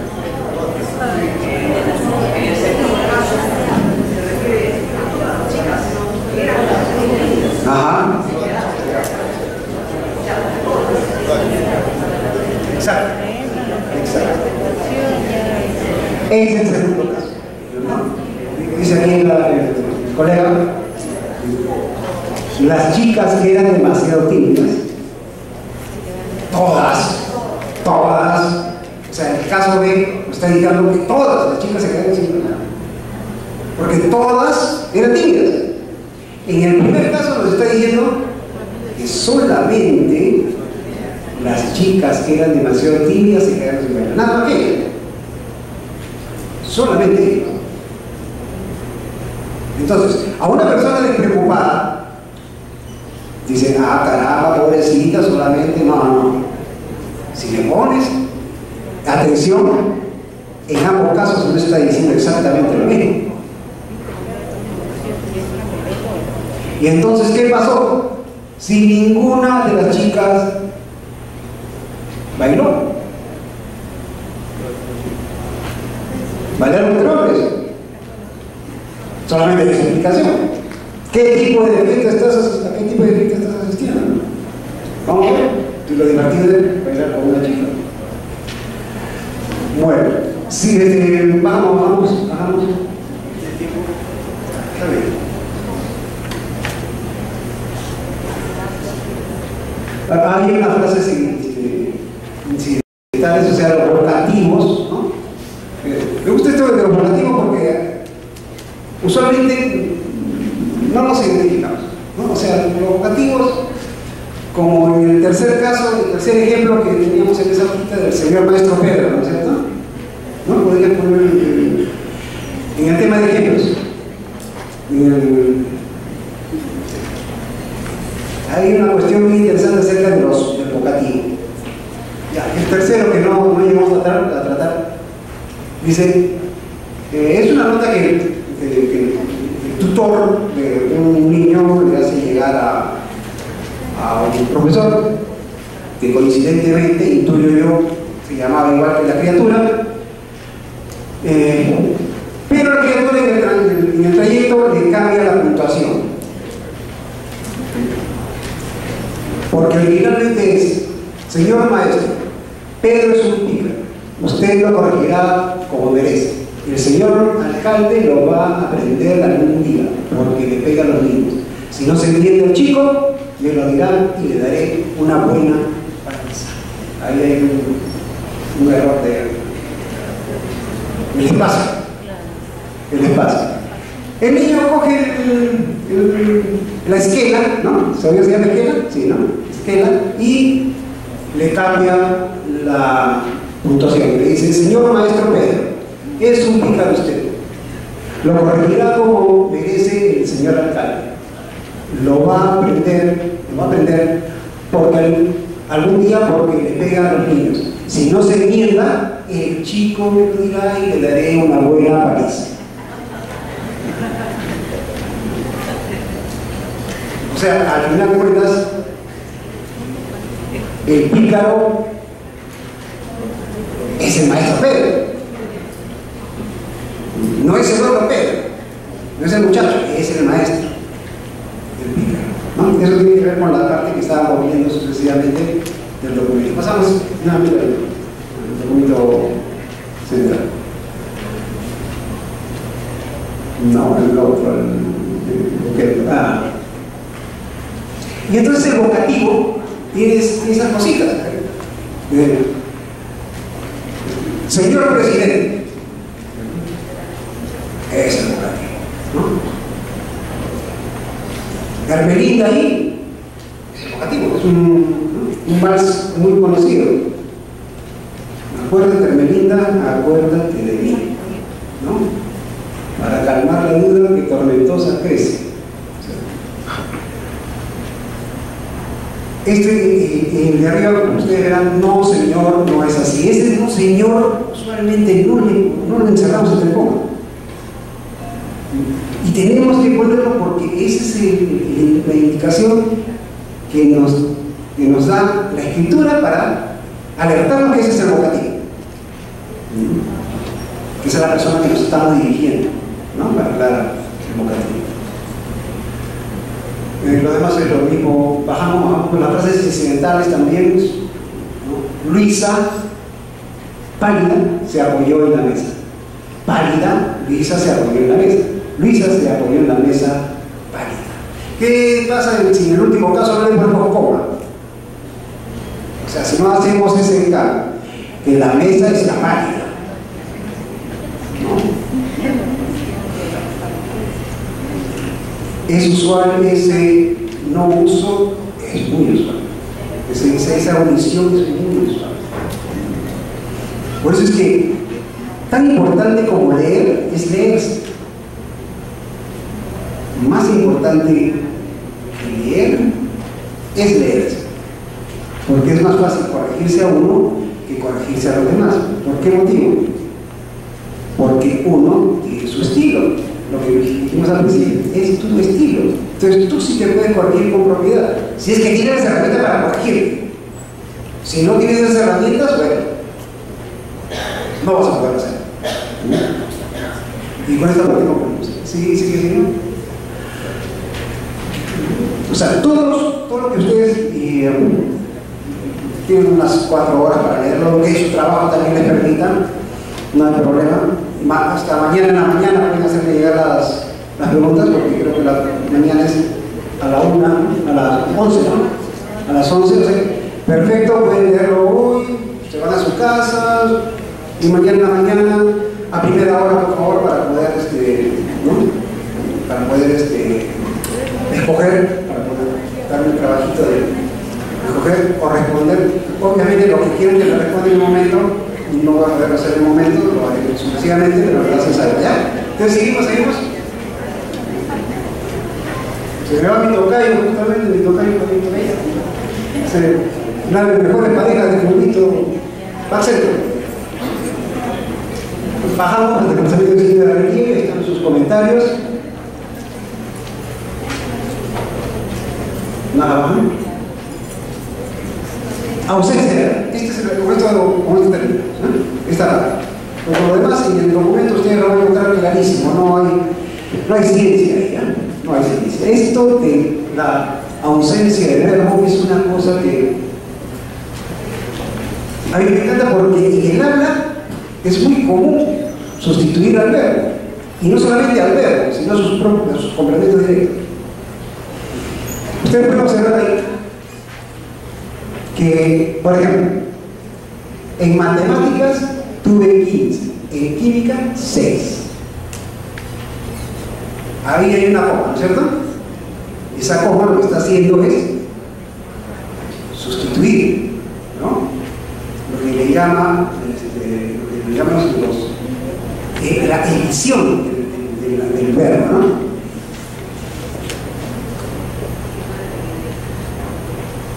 Pero otras veces no hay verbo al cual referirse. Y eso es la relación cara a cara, ¿no es cierto? Y eso lo manda el contexto. Y dice, si alguien está asignando puestos y dice, tú a la carpa verde. ¿Tú qué? A la carpa verde. Anda, ve. El verbo específico no está. No estuvo en ninguna parte del texto, pero el contexto es el que me está diciendo que lo que está haciendo esa persona es mandarlo, enviarlo, o encargarse de la carpa verde, ¿no? Abajo,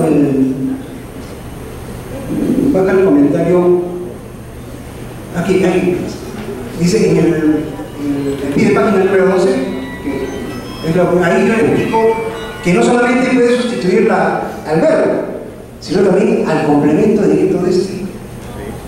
Por ejemplo, ahí estamos ahí,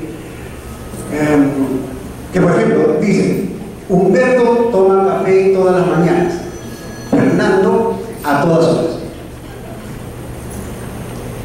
No, Fernando a todas horas. ¿Qué estamos sustituyendo con esta coma? Solamente el verbo café también. O sea, no solamente sustituye al verbo, está sustituyendo a su complemento directo. ¿Qué es lo que toma un verbo? Café. Y no solamente está sustituyendo al verbo en cuanto a la palabra misma, sino a su posible conjugación. Porque si yo, en lugar de poner solamente a Fernando, pongo y digo Fernando y Jorge a todas horas, como no solamente estoy modificando, no estoy solamente sustituyendo al verbo en esa conjugación, sino que le estoy asignando una conjugación correspondiente, que es el plural de la tercera persona. ¿Cierto?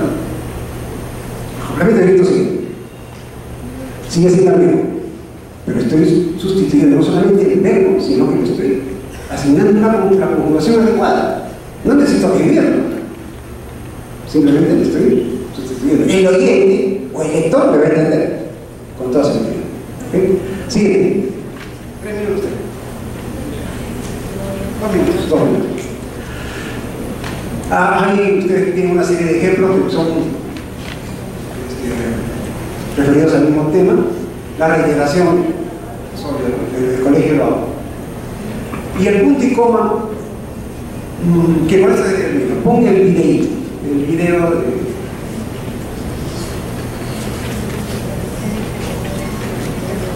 Bueno, las investigaciones por la muerte de Campo han determinado hasta ahora que el payaso asesino y sus 2 cómplices provenían de Sinaloa. Entraron al lugar de la fiesta sin problema por la carencia de seguridad. El narcotraficante estaba desarmado y sin escoltas porque decía que se había retirado del negocio desde hace 5 años.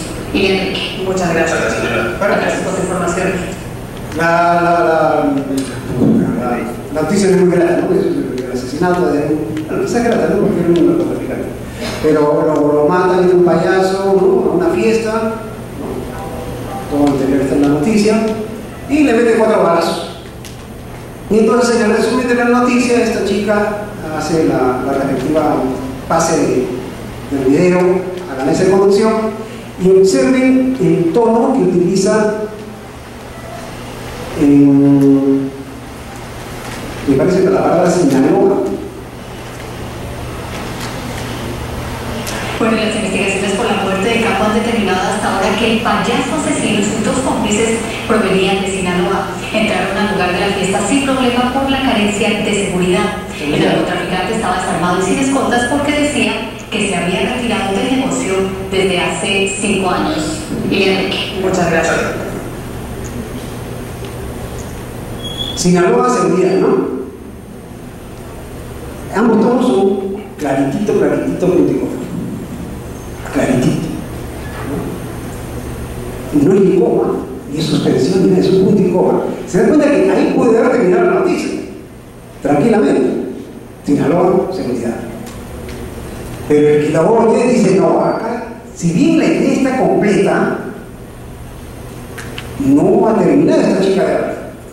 Y ustedes pongan un poquito de atención a este noticiero. Obviamente las noticias de televisión no son muy halagüeñas, pero sé en español también. La mayoría de los que leen noticias utilizan perfectamente el punto y coma. Y solamente utilizan el tono grave final cuando termina la noticia.